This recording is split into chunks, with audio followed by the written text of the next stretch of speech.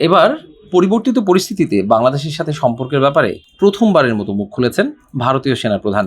বাংলাদেশের সঙ্গে সুসম্পর্কের বিষয়ে জেনারেল উপেন্দ্র দ্বিবেদী বলেছেন, প্রতিবেশীদের মাঝে বিদ্বেষ কোনো পক্ষের জন্যই ভালো ফল বয়ে আনবে না।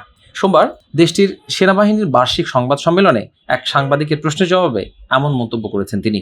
ভারতীয় সেনাবাহিনীর আর্মি ডের আগে আয়োজিত এই সংবাদ সম্মেলনে জেনারেল উপেন্দ্র দ্বিবেদী স্পষ্ট করেই বলেছেন, আমরা প্রতিবেশী, আমাদের একসাথে থাকতে হবে, একে অপরকে বুঝতে হবে এবং কোনো ধরনের শত্রুতা আমাদের একে অপরের স্বার্থের জন্য ভালো হবে না। সাংবাদিকদের প্রশ্নের জবাবে ভারতীয় এই সেনাপ্রধান বলেন, সম্প্রতি বাংলাদেশের সেনাপ্রধান যে মন্তব্য করেছিলেন আমি আপনাকে সেটিই মনে করিয়ে দিতে চাই। তিনি বলেছিলেন, কৌশলগত দিক থেকে ভারত আমাদের জন্য গুরুত্বপূর্ণ, আমাদের দিক থেকেও বিষয়টা একই। কৌশলগত কারণে আমাদের জন্যও বাংলাদেশ গুরুত্বপূর্ণ। সম্প্রতি বাংলাদেশের সেনাপ্রধান জেনারেল ওয়াকারুজ্জামান ভারত ইস্যুতে এক প্রশ্নের জবাবে বলেছিলেন, ভারত আমাদের গুরুত্বপূর্ণ প্রতিবেশী, আমরা অনেক দিক থেকে ভারতের উপর নির্ভরশীল, আবার ভারতও আমাদের কাছ থেকে সুবিধা পাচ্ছে। আনুষ্ঠানিক আর অনানুষ্ঠানিক মিলিয়ে ওদের প্রচুর মানুষ বাংলাদেশে কাজ করছে। এদেশ থেকে অনেক মানুষ চিকিৎসার জন্য ভারতে যায়, আমরা তাদের কাছ থেকে অনেক পণ্য কিনছি। কাজেই বাংলাদেশের স্থিতিশীলতার ব্যাপারে ভারতের বিরাট স্বার্থ আছে। এটা একটা দেয়া নেয়ার সম্পর্ক, ন্যায্যতার ভিত্তিতে হতে হবে এটা। জেনারেল ওয়াকারের মতে যে কোনো দেশ সবসময় অন্য দেশ থেকে সুবিধা পেতেই চাইবে, এটা তো দোষের না।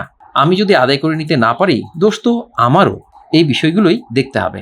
আমাদের ন্যায্যতার ভিত্তিতে সুসম্পর্ক বজায় রেখে চলতে হবে। জনগণ যেন কোনোভাবেই মনে না করে ভারত বাংলাদেশের উপর কর্তৃত্ব করছে বা এমন কিছু করছে যা আমাদের স্বার্থের পরিপন্থী।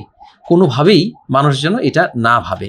ভারতের ওই সংবাদ সম্মেলনে ভারতীয় সেনাপ্রধান সোমবার আরও বলেছেন, বাংলাদেশের সীমান্তের বেশিরভাগই ভারতের সঙ্গে এবং দক্ষিণ পূর্বাঞ্চলের ছোট একটি অংশ মিয়ানমারের সঙ্গে রয়েছে।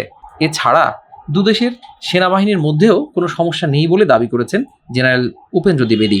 ভারতীয় সেনাপ্রধান আরও বলেন, বাংলাদেশে যখন ক্ষমতার পালাবদল ঘটল তখন থেকেই আমি বাংলাদেশের সেনাপ্রধানের সঙ্গে নিয়মিত যোগাযোগ রাখছি। এমনকি গত 24 নভেম্বর ভিডিও কনফারেন্সেও আমাদের কথা হয়েছে। সামরিক সহযোগিতার বিষয়ে তিনি বলেন, সেটি আবারও আগের মতোই চলছে। আমাদের কর্মকর্তারা সেখানে এনডিসিতে যোগ দিয়েছেন, এই বিষয়ে কোনো ছাড় নেই। কেবল একটি বিষয় হলো যে যৌথ মহড়া চালানো হতো, এখনকার পরিস্থিতির কারণে আমরা কিছু সময়ের জন্য সেটি স্থগিত করেছি। পরিস্থিতির উন্নতি হলে সেই মহড়াও হবে।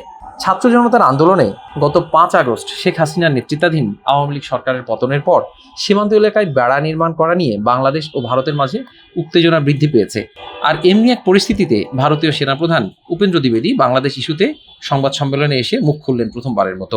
বার্ষিক এই সংবাদ সম্মেলনে নির্বাচিত সরকারের বিষয়ে উপেন্দ্র দ্বিবেদী বলেছেন, বাংলাদেশে একটি নির্বাচিত সরকার না আসা পর্যন্ত দুদেশের সম্পর্ক নিয়ে আলোচনা চালিয়ে যেতে হবে। সেদিক থেকে সেনাবাহিনী পর্যায়ে এখন পর্যন্ত দুদেশের সম্পর্ক ভালো এবং একদম সঠিক রয়েছে।